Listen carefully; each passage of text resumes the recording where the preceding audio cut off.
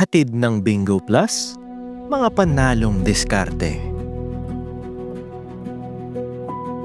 Panalong diskarte number 3, paniniwala.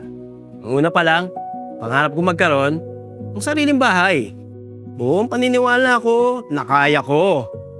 Ang hindi ko nabuo, may sapat na budget para mapatapos ko ang pagpapagawa. Pero nanalo ko sa Bingo Plus, inimpisahan ko muli ang mabili ang mga pangailangan para maumpisahan muli ang pagpagawa ng aming bahay. Hindi pa nga natatapos ang pagpapagawa eh. Pero yung pag-asa na may mauwian at matatawag na sariling amin, buo na.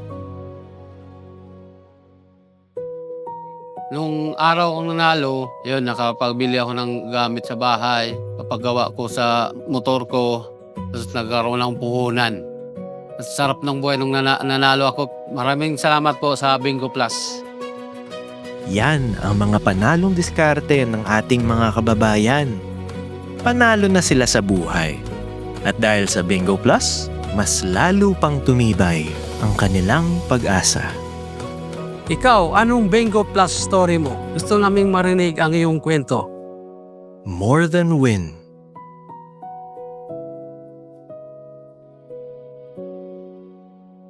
Bingo Plus.